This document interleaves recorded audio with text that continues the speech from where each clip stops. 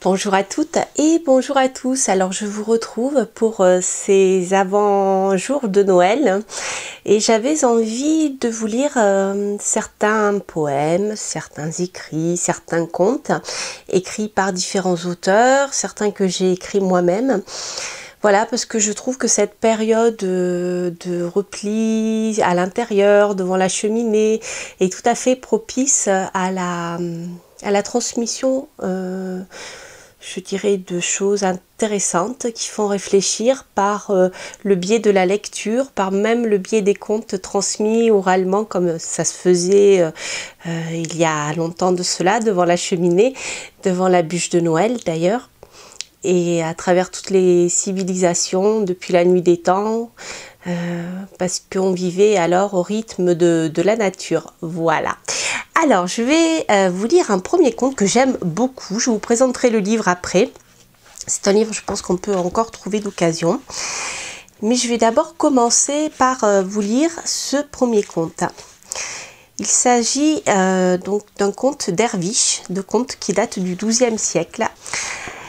Il s'agit du conte qui s'appelle « Les aveugles et l'éléphant ». Au-delà de Gor s'étendait une cité dont tous les habitants étaient aveugles. Un roi arriva en ces lieux, accompagné de sa cour et de toute une armée. Ils établirent un camp dans le désert. Or, ce monarque possédait un éléphant puissant qu'il lançait dans la bataille pour accroître la terreur de ses ennemis. La populace brûlait de voir l'éléphant. Et certains des membres de cette communauté d'aveugles se précipitèrent en désordre à sa découverte.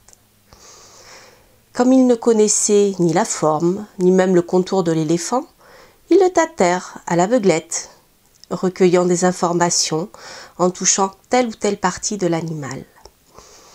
Chacun croyait savoir quelque chose parce qu'il avait pu en sentir une partie.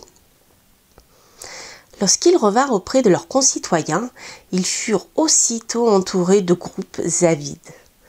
Tous étaient anxieux, bien à tort, d'apprendre la vérité de ceux-là même qui étaient dans l'erreur. Ils posèrent des questions sur la forme et l'apparence de l'éléphant, et ils écoutèrent tout ce qu'on leur en dit. On interrogea sur la nature de l'éléphant. L'homme dans la main avait atteint une oreille.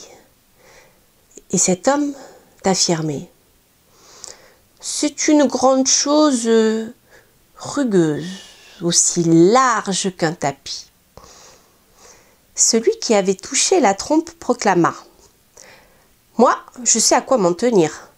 Cela ressemble à un tuyau droit et creux, horrible et destructeur. »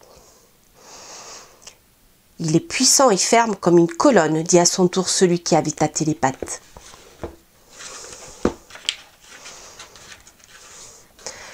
Chacun avait touché une partie du corps de l'éléphant.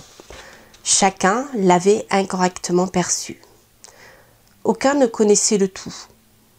La connaissance n'est pas la compagne des aveugles. Tous imaginaient quelque chose, et l'image qu'ils s'en faisaient était fausse. La créature ne sait rien de la divinité. Les voies de l'intellect ordinaire ne sont pas la voie de la science divine. Voilà, chers amis, écoutez, ça fait un moment que je voulais vous lire ce conte parce que je le trouve très approprié en ces temps tourmentés que nous vivons, n'est-ce pas? Et de tout temps d'ailleurs. Voilà, je trouve que c'est un conte empli de sagesse comme la plupart des contes en général. Donc là, il s'agissait d'un extrait d'un livre qui s'appelle Conte derviche, qui a été retransmis par Idriss Shah.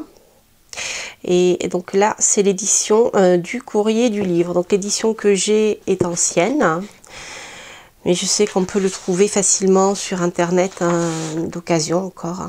1967, réédition 1979. Voilà, donc ce sont des contes derviches pour ceux qui s'intéressent justement au soufisme, puisque j'y ai pensé parce que récemment je vous ai présenté une review sur le sujet. Donc voilà, c'était pour moi l'occasion de vous parler toujours de la même mouvance spirituelle et ancienne, ancestrale, je dirais. Voilà, donc là vous avez quelques extraits des contes, de ces contes du XIIe siècle. Si ça vous intéresse, je vous invite vraiment à lire ce livre qui est sublime. Il y en a d'autres, hein. Si ça vous plaît, je vous en lirai d'autres.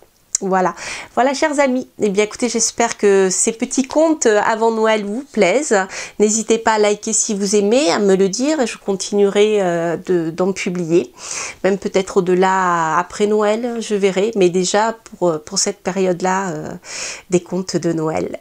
Je vous embrasse, je vous souhaite plein de belles choses et je vous dis à très bientôt pour de prochaines aventures. Portez-vous bien, bye bye.